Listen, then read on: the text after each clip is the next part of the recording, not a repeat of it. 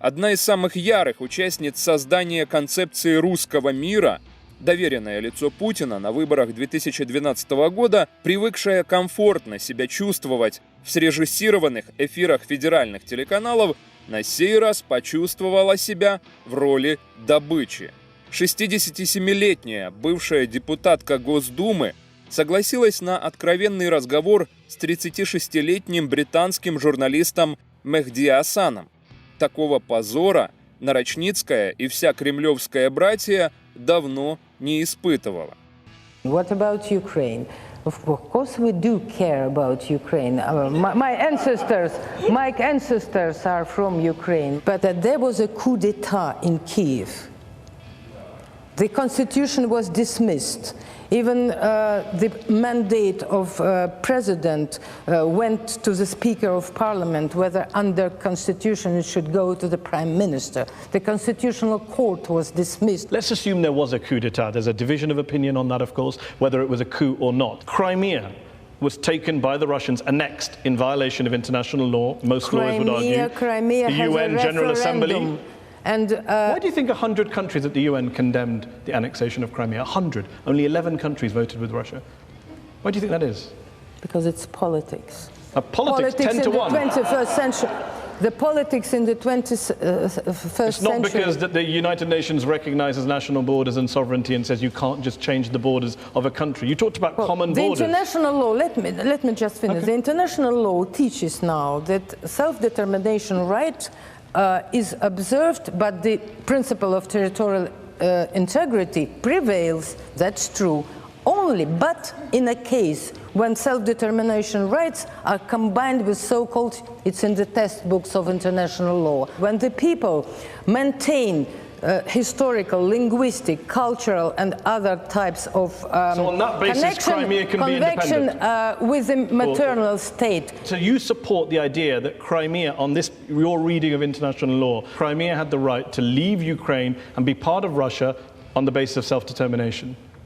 I think so. Okay, so when will Russia be holding a referendum in Chechnya and in Dagestan for those places to go independent? Let them do it. You're in support of that? You're happy for Chechnya to leave the Russian Federation and become independent or join another country? They don't Seriously? want it.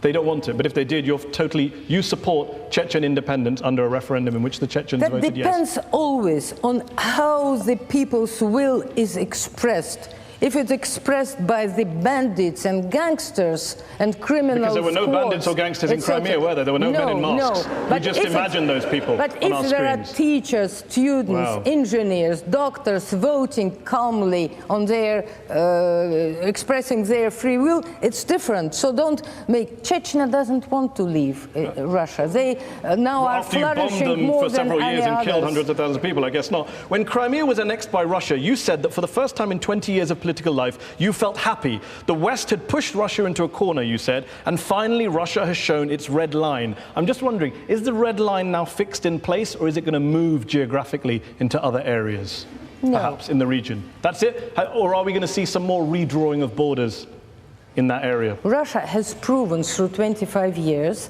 that it is ready and absolutely tolerating Ukraine's, floating this and that, under only one condition that was shown and obvious, that Ukraine doesn't enter NATO. Ukraine didn't enter NATO. Even in September, before the Maidan started, Russia has no idea of what then happened, etc., and had no plans. Ukraine did not enter NATO. It's the West who refused, who wanted to create from Ukraine a battlefield between East and West, and it's Americans. You don't want Ukraine Russia, to join NATO. in cooperation with Ukraine, is still a superpower, but without Ukraine, with Ukraine as enemy, is no more superpower. Can I give some friendly advice to the Russian government via you? If you don't want your neighbor to join a military alliance, best not to invade and occupy part of that country, because the first thing they want to do is join a military alliance. Very good. Why are you so on the side of NATO? On the I'm Americans? on the side of NATO. Yes, of course. Maybe you should watch the show I did with the former head of NATO, where I put all these arguments to. In eastern Ukraine, are there Russian forces in eastern Ukraine? Not Russian forces. Separate Russians, yes, but not Russian forces. So it's different legally at all. So when a Russian... So do you mean there are, you know, squads on parts of the army with tanks crossing? Exactly what I'm asking. No. Okay, so no. when a Russian Special Forces soldier, Dmitry Shapnikov, tells the BBC that he and his fellow troops were in Ukraine, when captured soldier in Ukraine, Alexander Anatolovich, identifies himself as a Russian serviceman in the Russian armed forces, what were they doing there? Sightseeing? Taking a tour? It is denied. It is denied by? By officials. Do you agree with them? I quite agree, but I believe that there are some Russian soldiers, of course, and officers. I don't deny that. But legally, every country, when it's helping the situation according to the interest and according to the appeal, they do it legally correct. But it's not illegal for Russian soldiers to be in Ukraine, under any reading of international law. Was it legal for American specialists in all places where they have been? Was it legal for Americans to be in Iraq? No. Okay, Good. back to the question. Was it illegal? Is it legal for Russian forces to be in Ukraine?